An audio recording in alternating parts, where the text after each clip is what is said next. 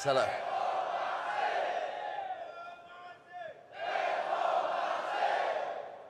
Assalamualaikum warahmatullahi wabarakatuh. Dan salam sejahtera. Alhamdulillah, thumma alhamdulillah.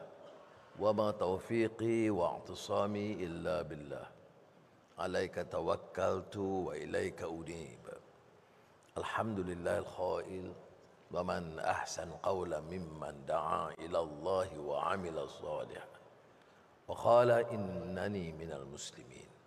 Wa sallallahu ala sayyidina Muhammad wa ala alihi wa sahbihi ajma'in. Rekan-rekan pimpinan Kerajaan Perpaduan,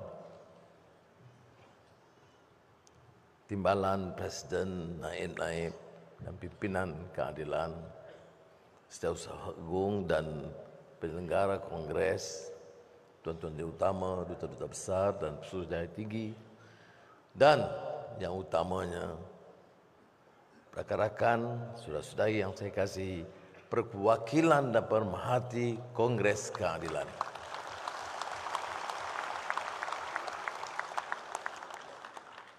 May I take this opportunity to welcome our friends and colleagues from various high commissions and embassies.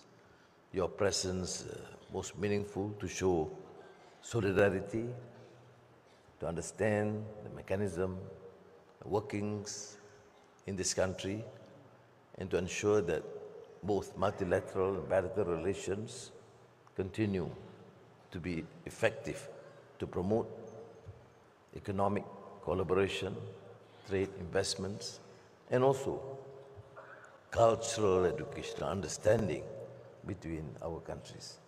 So, thank you very much.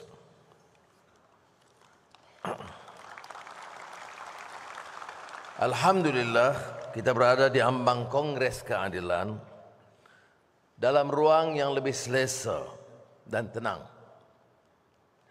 Namun kita perlu beristighfar dan insaf kerana kita telah mengikrarkan sejak awal gerakan reformasi untuk melakukan islah mastata'tu, perubahan ke arah kebaikan dengan sedaya upaya kita. Justru kita terpaksa berdepan pada ketika itu dengan penguasa dan sistem yang rakus, rasuah dan zalim. Dan akibatnya ramai,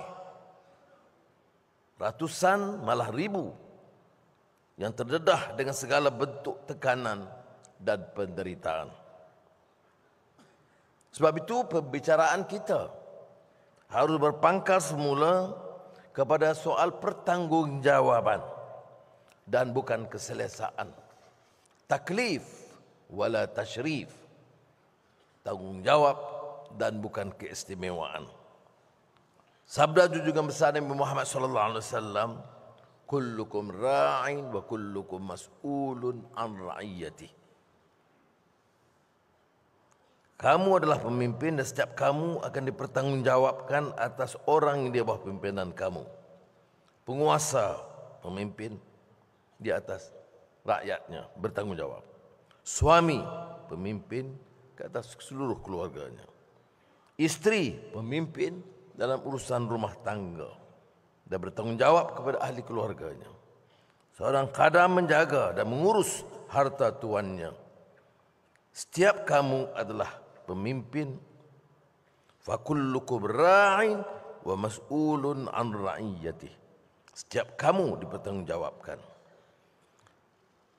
Ini suatu pendekatan accountability yang menyeluruh. Pertanggungjawaban yang tidak terikat hanya kepada beberapa kerat pemimpin, tapi seluruh rakyat.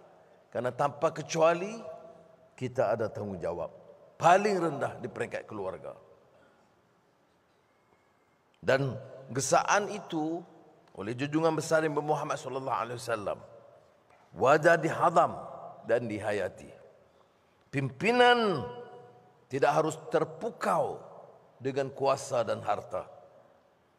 Helah segelintir pimpinan terdahulu yang bersama kita, manakala ditampuk kekuasaan, pantas tercela, sanggup bersekongkol dengan perasuah zalim dan mengkhianati amanah perjuangan.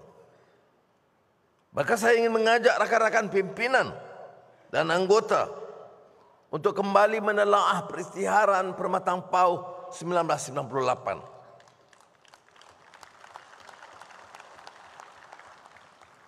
Yang merupakan cita kebangsaan yang disulami dengan nilai murni.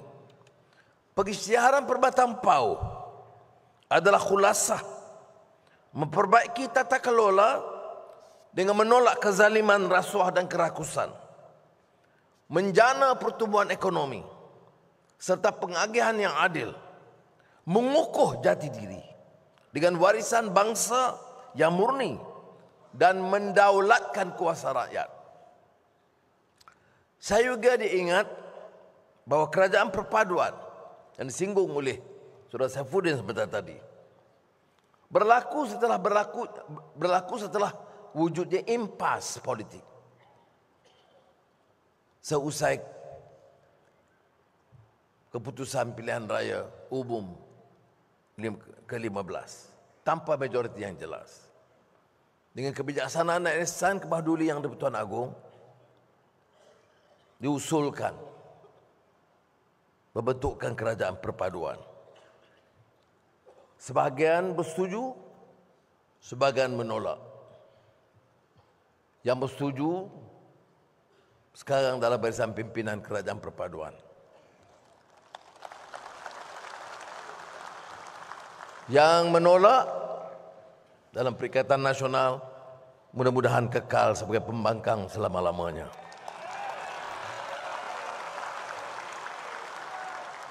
Jadi saya nak ambil kesempatan sekali lagi menyatakan penghargaan kepada setiap kawan, kesetiaan rakan-rakan yang sanggup menghadapi liku-liku perjuangan. DAP di bawah pimpinan Saudara Anthony Lok, Susah Agungnya, Muhammad Sabu, Panglima Pejuang Lama yang kini memimpin amanah, UMNO Barisan Nasional di bawah pimpinan Datuk Seri Zahid Hamidi.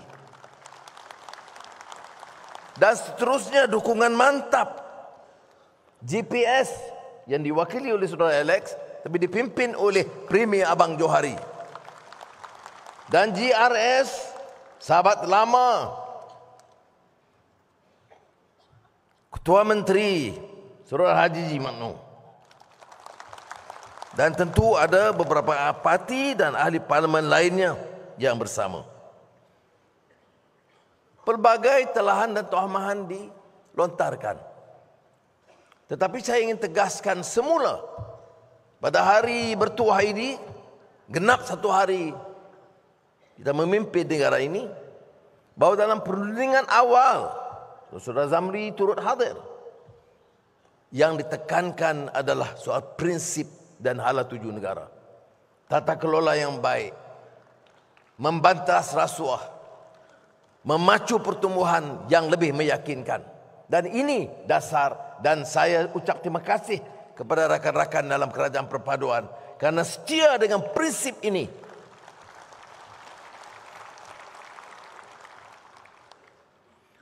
Ya, 1 tahun berlalu.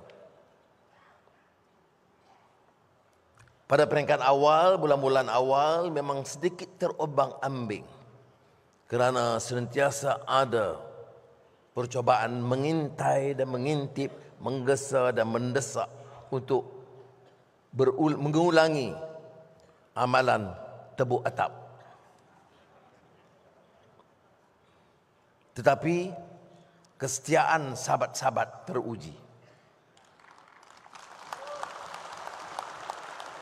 Jadi pada malam ini saya ingin melalui wakil-wakil di sini menyatakan penghargaan saya kerana kemufakatan dan kesetiaan mereka di Ubud, di Pelawah, pimpinan, berapa orang pemimpin, siapa saja sanggup Asalkan setuju dengan mereka, mereka akan pelawar menjadi Perdana Menteri. Tetapi inilah barisan rakan-rakan kita.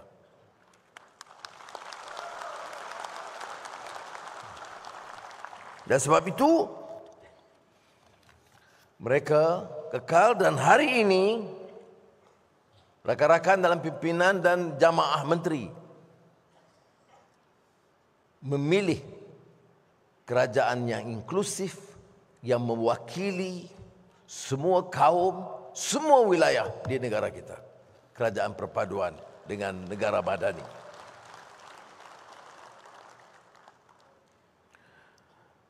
Kita tumpu perhatian setelah 1 tahun mengemudi negara untuk mampu diangkat sebagai negara yang kuat, hebat dan dihormati di rantau dan dikenali di dunia sebagai negara yang mampu mengurus ekonominya dengan baik dan cemerlang. Sebab itu sekali lagi saya menyatakan, tumpuan kita dalam negara madani ini telah kita cerakinkan ekonomi madani, memperkasa rakyat melalui Pelan Peralihan Tenaga Negara, National Energy Transition Roadmap, Pelan Induk Perindustrian Negara, transformasi digital dan kepintaran buatan artificial intelligence.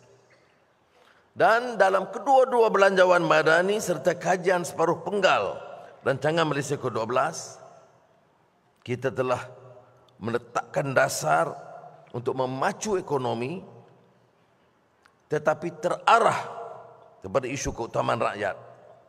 Sebab itu kita mula dengan menyelesaikan masalah sekolah daif. Semua sekolah daif negara kita, tanpa mempedulikan aliran, dibantu supaya standar sekolah dan kadar sekolah itu di tahap yang dianggap munasabah bagi pelajar-pelajar.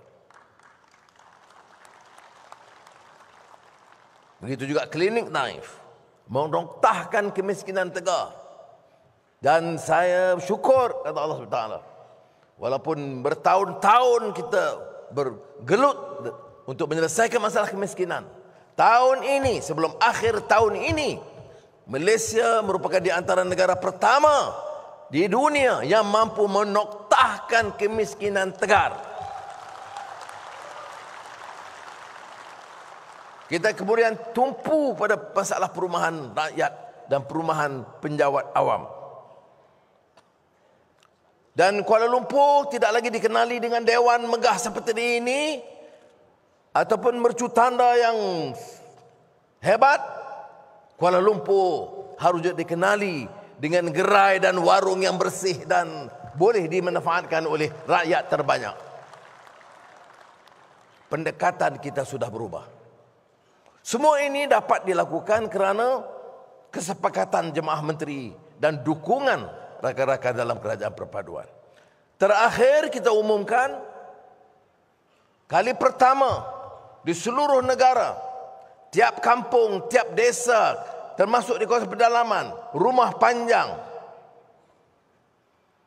rumah miskin bandar, kawasan perumahan, semuanya akan diberikan RM100,000 setiap kampung, sekurang-kurangnya RM50,000, dan masyarakat kampung itu sendiri akan menentukan apa program yang mereka nak perkenalkan. Pertama, pendekatan kita menentukan tiap kampung diberi perhatian. Kedua, ini kali pertama mereka yang memutuskan, bukan penjawat awam, bukan wakil rakyat, dan bukan pakar-pakar. Mereka menentukan projek yang mereka nak perkenalkan. Dana permulaan 1 bilion dan kita jangka mungkin sehingga 2 atau 3 bilion ringgit kita cari. Kalau tak cukup, Menteri Ekonomi ada, itu masalah dia.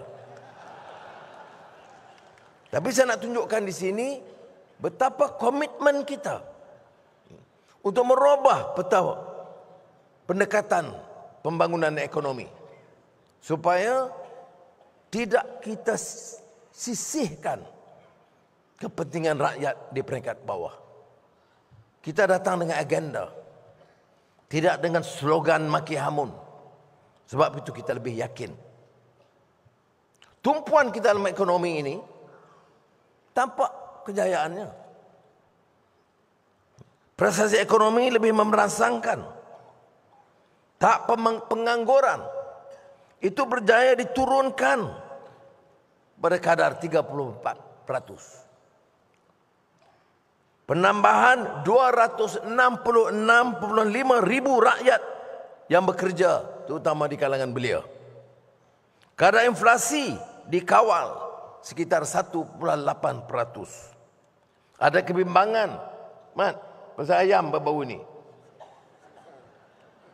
Saya tak tahu dia bagi ayam tu berternak macam mana, tapi cukup di pasaran dan harga terkawal.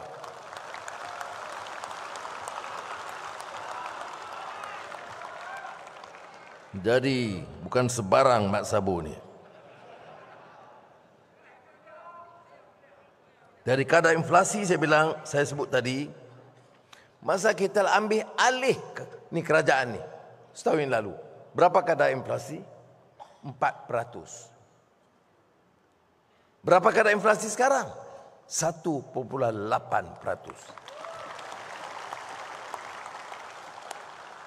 Pelaburan, orang kata tidak ada keyakinan. Siapa kata tidak ada keyakinan? Negara China memberikan tumpuan. Jerman dengan Infineon 25 bilion ringgit. Saya ke Amerika, walaupun sidangnya sidang APEC, perbincangan pelbagai hal, kita dapat pelaburan baru. Berapa jumlah sehingga bulan September?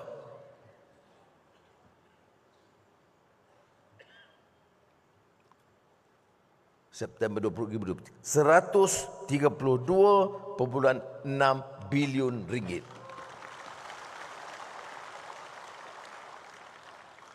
Tapi ini semua berlaku dalam keadaan ekonomi yang runcing. Kita ambil alih negara dengan hutang 1,5 triliun. Ini orang-orang pembangkang yang bising ni dia tidak tahu ni. Dia sengaja nak padamkan. Dia kena terangkan mengapa hutang begitu tinggi dan bagaimana rencana dia untuk membayar.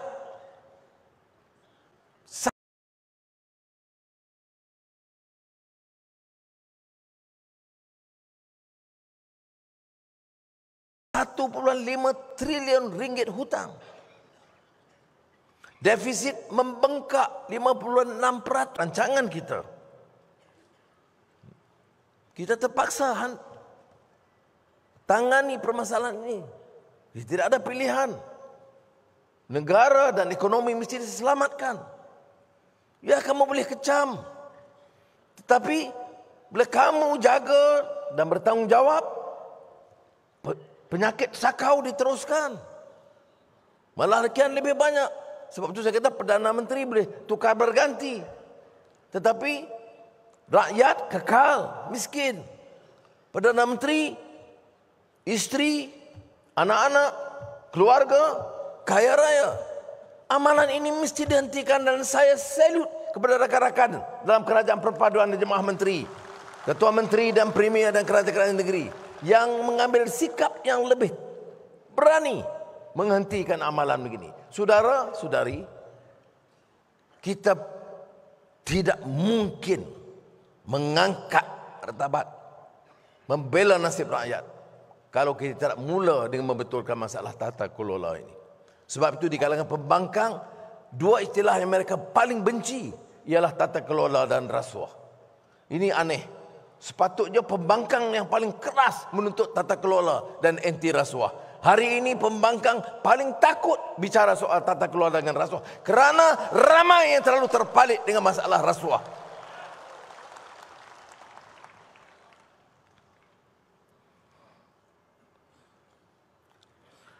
Sekarang kita ambil pendekatan yang baru. Setahun berlalu, kita mula dengan beberapa pendekatan, termasuk pengapugan harga ayam yang berhasil. kita akan mensasarkan subsidi. Saya minta rakan-rakan faham, kerana kita akan berdepan dengan masalah ini. Mereka berhutang, defisit membengkak, tanggungan kerajaan bertambah. Tidak ada kerajaan yang mampu terus dengan amalan subsidi sekarang. Tapi subsidi yang ditarik tidak harus membebankan rakyat. Kita beri contoh elektrik. Subsidi elektrik hari ini mencecah puluhan bilion ringgit. Orang asing 3,5 juta dapat subsidi itu. Orang maha kaya pun dapat subsidi sedemikian. Ada orang kata mana ada istilah maha kaya. Saya dah jawab tu maha semua. Baik. Tapi bila dilaksanakan penyasaran subsidi, rakyat tidak dibebankan. Tidak ada kadar tambahan bagi rakyat. Tetapi untuk 10% tertinggi dalam negara, subsidi akan ditarik. Maknanya kita dapat menyelamatkan hampir 4 bilion ringgit daripada penyasaran subsidi. Saudara kena faham.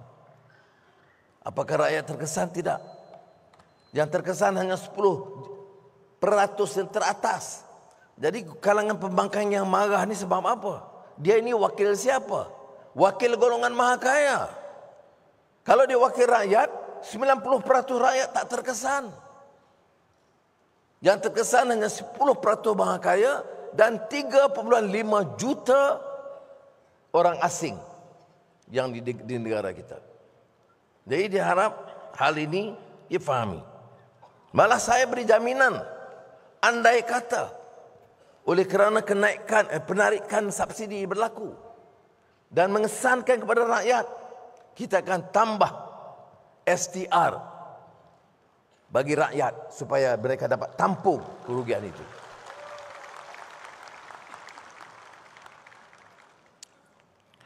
Hakikatnya langkah subsidi pukal tidak lagi relevan dan mampan tak kala kos menampung terus membengkak setiap tahun. Subsidi kepenggunaan pada tahun 2022 mencecah 77.3 bilion ringgit. Tiap tahun 77.3 bilion ringgit untuk subsidi.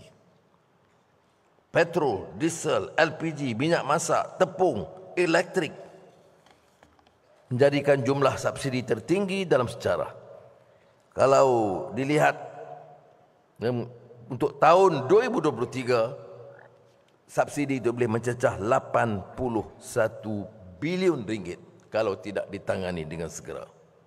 Mana-mana kerajaan bertanggungjawab harus memikirkan soal ini dan mencuba menyelesaikan. Kalau belum dilakukan dulu, memang kurang bertanggungjawab. Dan mereka harus jawab kepada rakyat mengapa diberi subsidi kepada 3,5 juta orang asing dan mengapa diberi subsidi yang begitu besar kepada orang-orang yang maha kaya. Mengapa tidak ada keberanian dan tekad politik untuk menyelesaikan. Apa masalah? Kita tidak naikkan harga bagi orang kaya.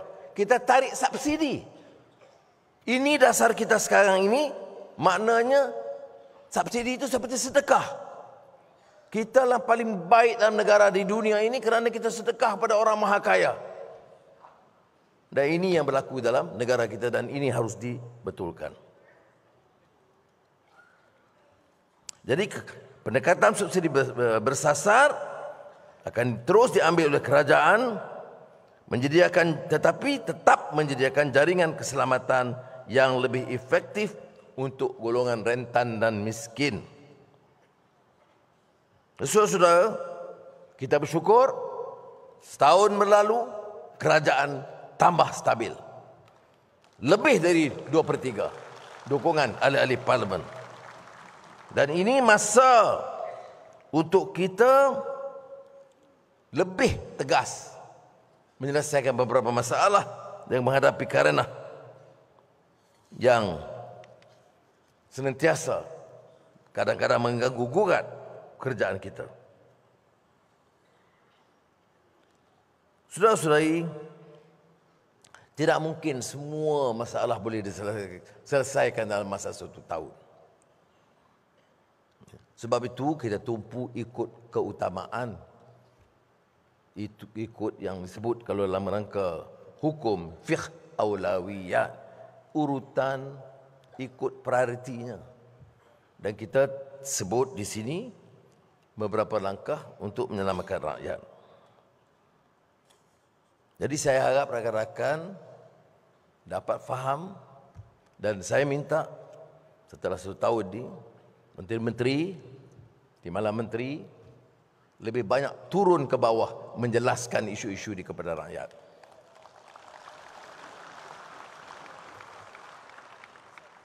Dan kalau ada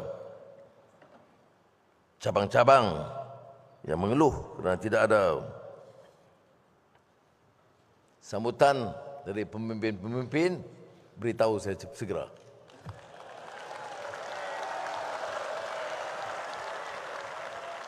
Baik.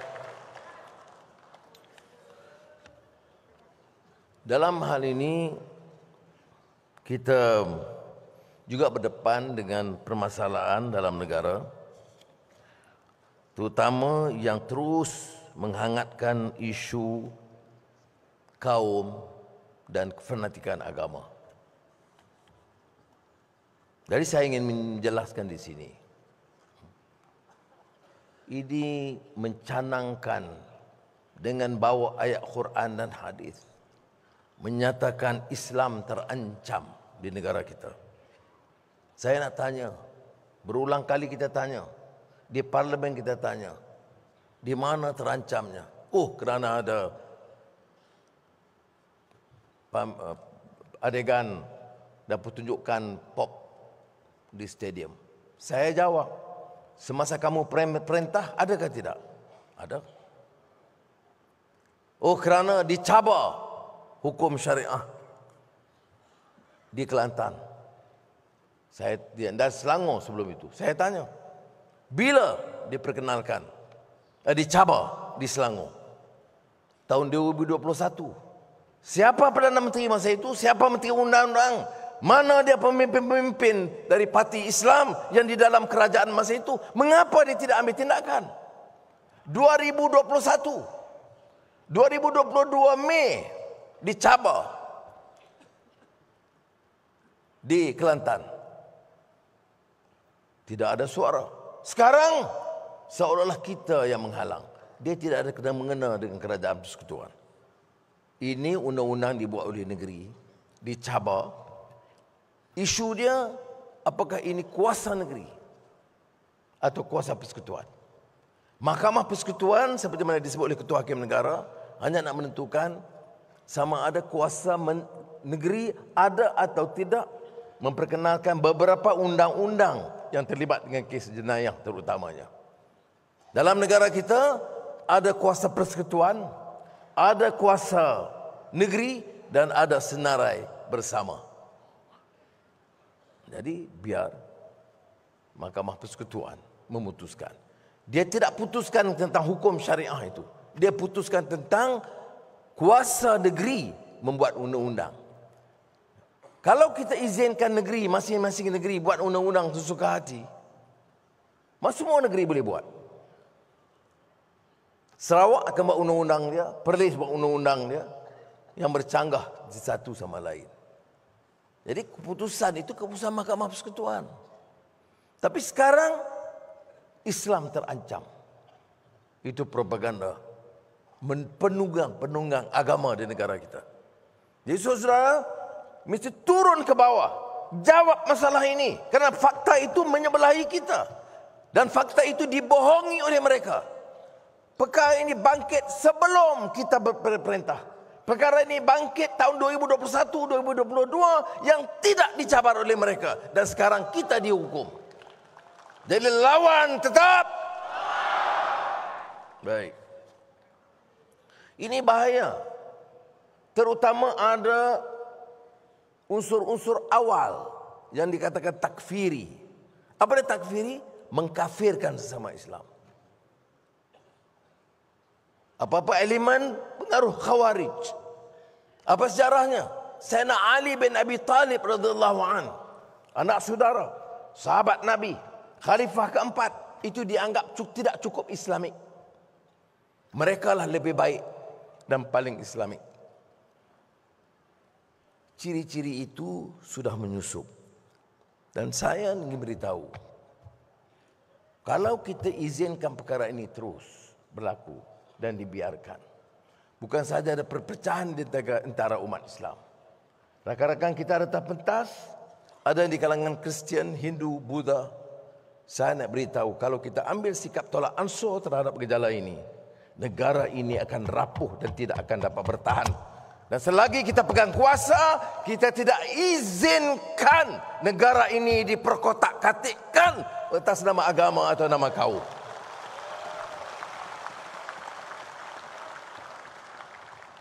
Saudara, saya juga nak ingatkan, masalah ini bukan saja masalah terikat dengan orang Melayu dan Islam.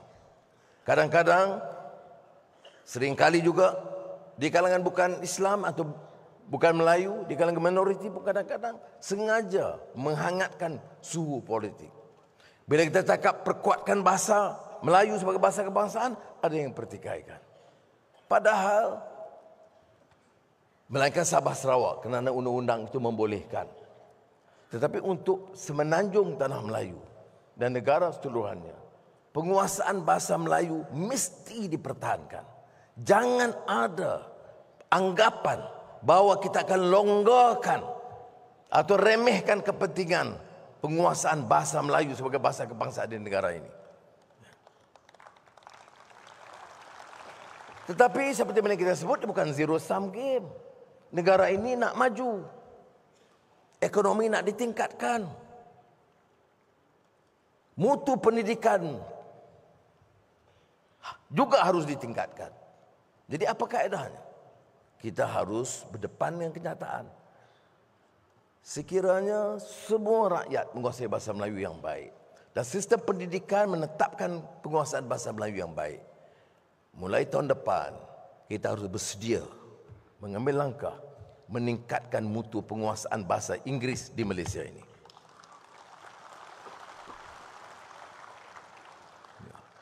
Ada juga kritikan kerana perkara 153 dalam perlembagaan yang katanya memihak kepada kepentingan Melayu dan Bumiputera.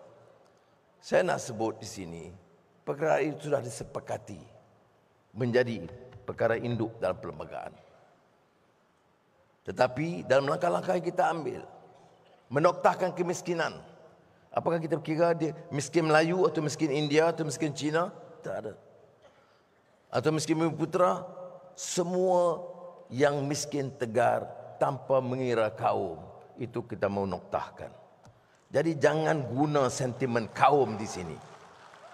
Bila saya sebut sekolah daif, apa dia tak termasuk sekolah Tamil atau sekolah Cina? Semua sekolah daif, termasuk sekolah Arab dan sekolah agama, kita bantu dan cuba kita selesaikan. Jadi jangan main ini isu-isu mana-mana sekolah didiskriminasi itu memainkan politik. Kalau ada hal yang mau diketengahkan, boleh dibawa. Ada yang bangkitkan soal meritokrasi. Kalau negara ini mau maju, mesti terima kenyataan meritokrasi. Tetapi jangan keterlaluan. Meritokrasi. Sekolah yang paling daif di dekat rumah Panjang di Kapit, dengan sekolah terbaik di Kuala Lumpur, mau bersaing. Apakah itu nama keadilan? Tidak. Sebab itu, saya selalu mengingatkan kita tentang pandangan John Rawls. Justice is about fairness. Jadi meritokrasi itu penting, tapi jangan keterlaluan. Sebab seorang daripada penduduk minoriti tak dapat peluang, terus dihukum. Semuanya salah. Saudara, di Semenanjung, di Sabah, di Sarawak, yang paling miskin itu Melayu dan Bumiputera. Dan kita akui, kelompok kecil dan termiskin di kalangan masyarakat etnik India di Malaysia. Beritahu kepada saya, mana ada berani pemimpin di negara ini, pemimpin Melayu, yang menyebut majoriti Melayu miskin di Semenanjung, tetapi yang paling miskin di kalangan miskin itu adalah etnik India. Saya berani sebut kerana saya pimpin semua kaum di negara ini.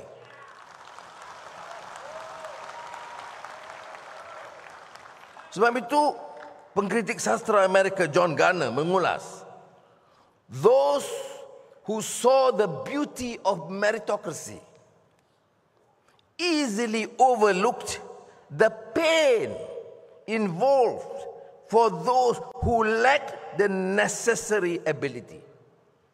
Ini kita kena ingat. Jadi jangan terbawa-bawa. Kalau ada isu, boleh kita kemukakan. Tapi nak bawa sentimen. Kononnya dalam keadilan pun ada keresahan.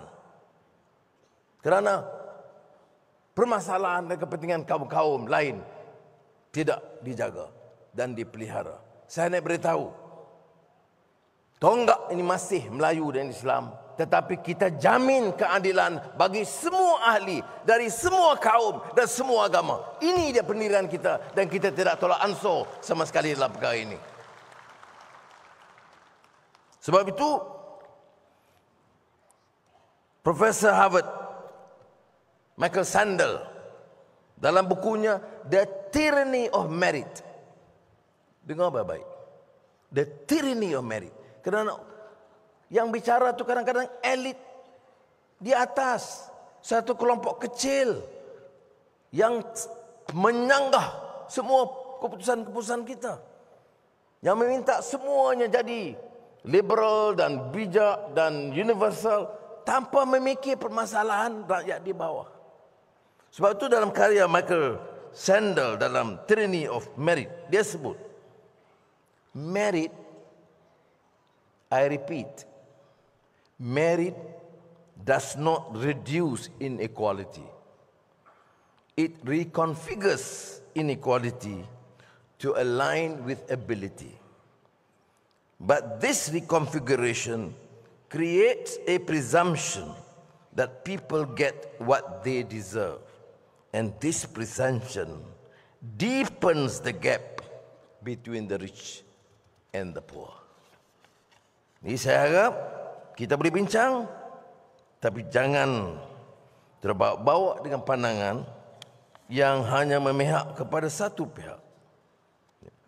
Sebab itu pendekatan baik dalam Islam, baik dari sudut yang saya sebut tadi kaum, kita harus bawa agenda berbeza. Boleh bincang, tetapi jangan memaksa. Seperti mana yang kita alami dulu.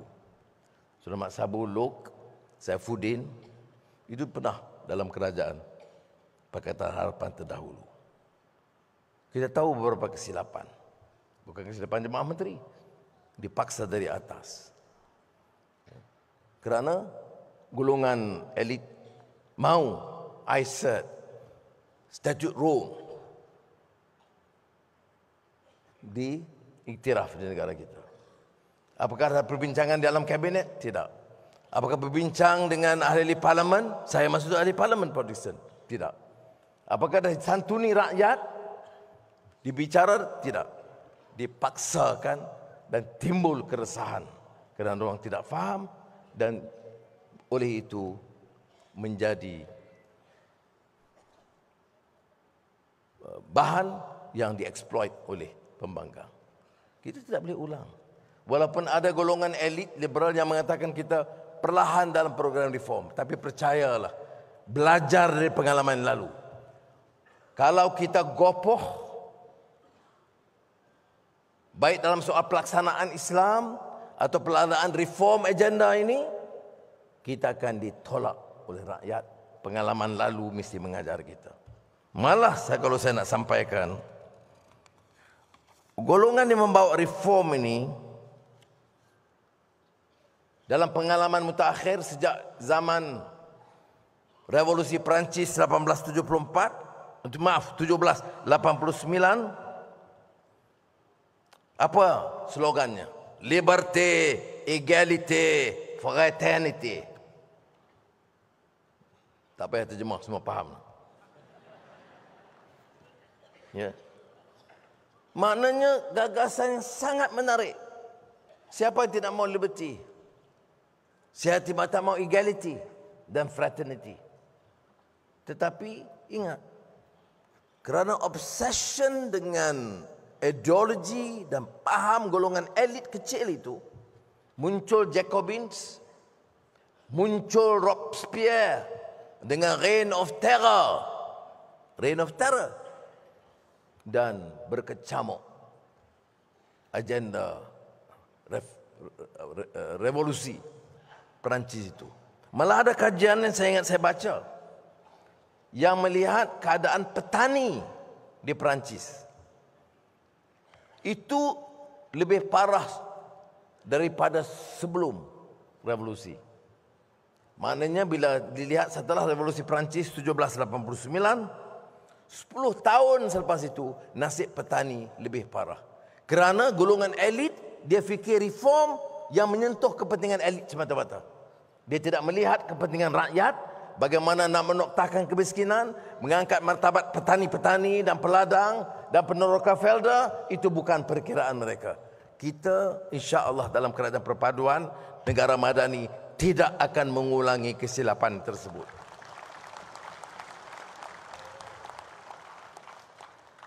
Walaupun kita akan mungkin digasak dari kiri dan kanan. Satu pihak kata kita ini perlahan dalam reform. Satu pihak lain mengatakan kita ini tidak cukup Islam dan tidak cukup Melayu. Saya nak beritahu, kita mesti ambil jalan ummatan wasata litakunu syuhada'a 'alan nas wa yakunar rasulu 'alaikum syahida. Mesti jalan sederhana dan pertengahan, memiliki kepentingan semua. Negara ini tunggaknya Melayu Islam, tetapi negara ini tidak akan selamat kalau kita tidak fikirkan juga pandangan dan nasib kawan-kawan kita dari agama lain, dari kaum-kaum lain yang mesti disantuni dan merasa mereka sebahagian daripada negara hebat tercinta Malaysia. Saya angkatkan pengalaman tadi, kerana banyak yang gagal. Umpamanya, kita kenal dengan Simon Bolivar. Jadi ada duta-duta daripada Amerika Latin yang berkenal. Simon Bolivar ini pejuang menentang penjajahan Sepanyol. Seorang nasionalis sanggup bertempur dengan seluruh kekuatan penjajahan Sepanyol di beberapa negara Amerika Latin. Digelar El Libertador, sang pembebas, pejuang pembebas. Ada karya Gabriel Garcia Marquez, The General and His Labyrinth. Saya masih ingat novel itu. Of course dia ada pendekatannya itu novel, jadi magico realism itu ada. Tetapi dia naik di satu bukit di akhir hayatnya. Setelah berjuang puluh tahun membebaskan 1, 2, 3, 4 negara di Amerika Latin. Dia merenung dari bukit itu ke kota. Dia dengan sedih, iba dan pilu. Kerana generasi penerus itu tidak lagi pertahankan semangat kesatuan dan mula terjebak dengan penyelewengan, rasuah dan salah guna kuasa. Yang baru, Václav Havel, sastrawan ulung yang menjadi pemimpin gerakan perubahan di Czechoslovakia dan sudah tahu kemudian pecah Czech dan Slovak. Dia memimpin gerakan revolusi ungu, bebas, tetapi ada rencana dia tulis Paradise Lost. Kerana muncul tokoh-tokoh politik yang masih tabak haloba, yang masih memikirkan kepentingan diri, menyalahgunakan kuasa. Jadi idealism perjuangan reform itu tak dapat dipertahankan. Sebab itu saya kata kita dalam Parti Keadilan dan dalam Kerajaan Perpaduan harus belajar dari pengalaman ini. Untuk terlalu gopoh mendesak perubahan segera dalam semua bidang juga tidak wajar. Ya, kerana seperti mana kita tahu kisah Umar Abdul Aziz dengan anak-anaknya yang dinukil dalam kitab Abu Ishaq Asy-Syatibi Muwafaqat yang mengatakan Abdul Malik anaknya, Abdul Malik bin Umar radhiyallahu an bertanya kepada ayahandanya Umar Abdul Aziz, "Wahai ayahku, mengapa tidak kau laksanakan dasar dan hukum dengan segera? Demi Allah, aku tidak kisah sekiranya seluruh dunia menentang. Kalau perkara yang hak, aku akan pertahankan." Ini yang dikupas oleh Syekh Yusuf Al-Qaradawi, hamasat asyab, semangat anak muda yang begitu berkobar-kobar. Tapi Umar Abdul Aziz nasihat ke anaknya, "La ta'jal ya bunayya." Janganlah gopoh wahai anak anda.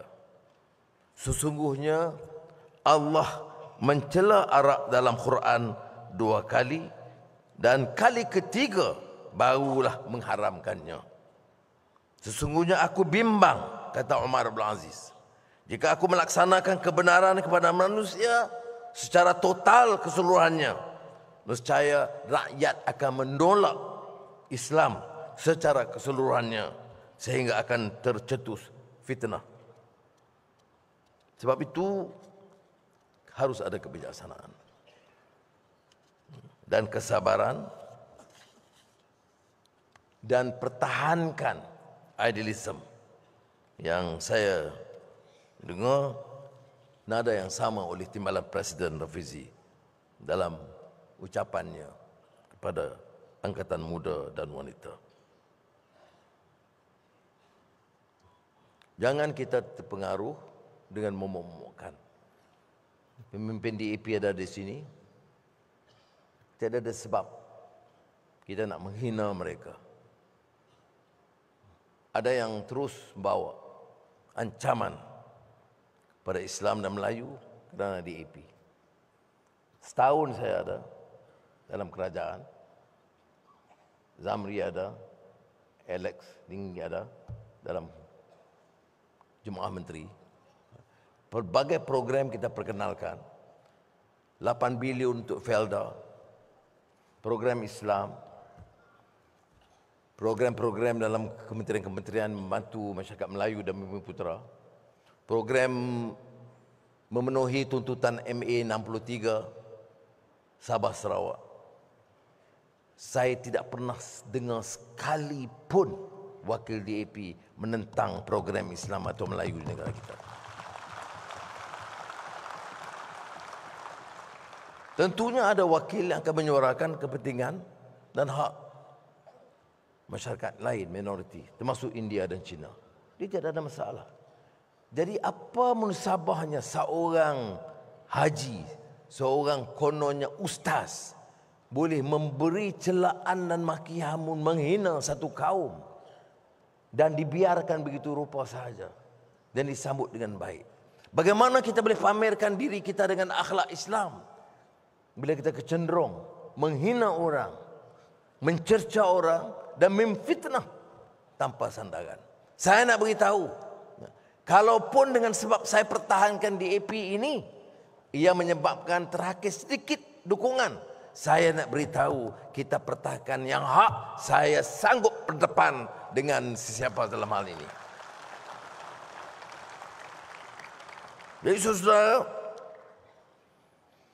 kita kena jaga majoriti, kita kena jaga minoriti. Itu hebatnya kerajaan perpaduan. Kita kena jaga Semenanjung, kita kena jaga Sabah dan kita jaga Sarawak. Alex ada, Haji ada. Kadang-kadang suara-suara nada di Sabah Sarawak pun tidak semuanya sealiran. Tapi itu kenyataan kita. Dan bersama kita akan jawab. Ya. Mereka dalam jemaah menteri dan ketua menteri ada di sini, Premier Abang Jo tahu, kita buat sebaik mungkin, sesungguhnya, untuk melaksanakan apa yang dijanji oleh bapa-bapa kita. Tapi ada yang gunakan satu dua masalah untuk mengheret bicara soal kebebasan dan kemerdekaan wilayah. Yang sebenarnya adalah kesalahan besar. Mana-mana negara di dunia tidak akan mengizinkan kelompok yang membicara soal pemecahan atau vivisection negara itu. Dan saya nak peringatkan, boleh kritik, boleh tegur, tapi kamu langgar, hina, fitnah, guna kaum dan agama, atau menggunakan sentimen memecah belahkan wilayah-wilayah negeri ini, kita akan bertindak dengan tegas dan keras.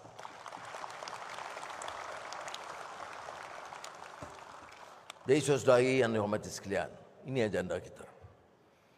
Yang akhirul kalam kepada kita, parti ini harus kukuh. Jangan selesa kerana ramai menteri. Jangan tuntut habuan kerana kita jadi kerajaan.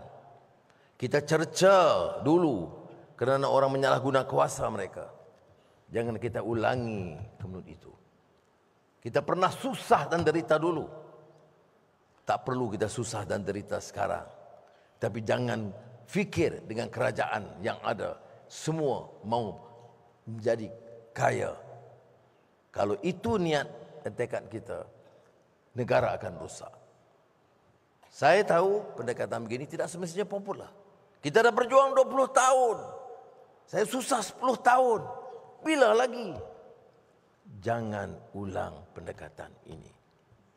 Jaga semangat parti ini. Pelihara dan gilap idealism kita. Yang nak kita selamatkan di negara. Yang kita nak selamatkan rakyat. Siapa tunggaknya? Saudara-saudari. Siapa pejuang panglima? Saudara-saudari. Mana kekuatannya? Di ranting dan di cabang.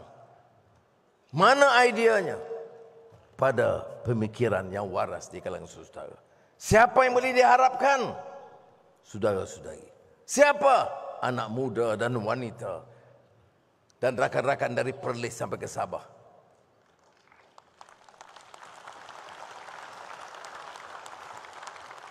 Kita baru saja terokai satu bidang, yaitu kekuasaan. Dan kita harus sedia menghadapi liku-liku baru ini. Dan kita tidak bekerja dalam satu vacuum atau lompongan. Kita bekerja berdepan dengan heretan sentimen kaum dan agama yang melampau. Dan ia memerlukan kekuatan dan idealism baru. Dia tidak boleh menang hanya dengan wang dan dengan projek. Dia menang dengan keyakinan.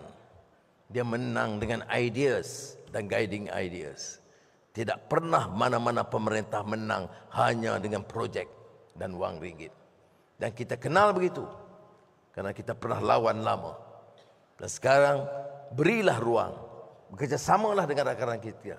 Karena terbukti setahun ini. Bukan sahaja dalam Pakatan Harapan. Tapi dalam UMNO Barisan Nasional, GPS, GRS, itu sudah menjadi rakan keluarga kita yang mantap, yang harus kita hormat dan kerjasama dengan sebaiknya.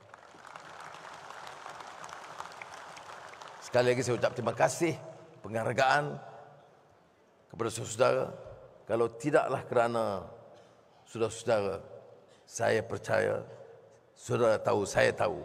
Kalau tidak kerana dukungan saudara-saudara, selama ini bertungkus lumus, susah payah, miskin dan merempat. Kalau tidaklah kerana saudara, saya tidak mungkin berdiri di sini sebagai Perdana Menteri. Terima kasih. Wassalamualaikum warahmatullahi wabarakatuh.